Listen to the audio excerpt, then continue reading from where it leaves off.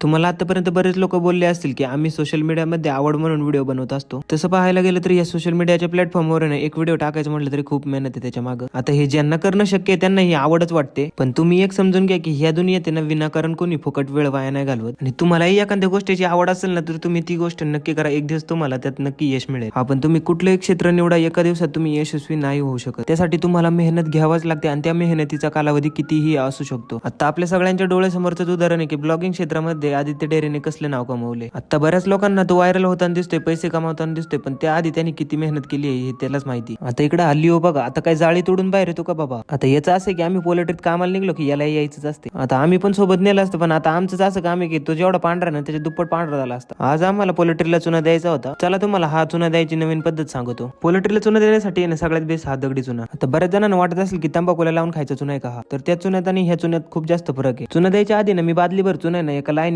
सरळ वतीत जातो आणि एक बादली ह्या गोदडीवर वतीतो. हीच तर खरी गंमत आहे. आता ह्या गोदडीला दोन्ही कोपऱ्यांना हुक लावून का दोघांनी वडीत राहायचं त्याच्या सरळ रेषे. आता ह्या गोदडीच्या साह्याने लय सोपं चुना देणं. आता एका 5-10 मिनिटातच आम्ही एवढं अर्ध शेड दिलं. आणि तुमच्याकडे एखादा माणूस जर नुसतं पाणी वाचायला असेल ना तर तुम्हाला नुसतं गोदडी वडीत चालायचंय. आता हा लिओ एका कुत्र्या मागले लांब पळत गेलता, त्याला धरून मी परत चालवले आणि इकडे आणलं मम्मीने त्याला डायरेक्ट पाण्याने भिजून टाकलं. त्याला गरम झालं.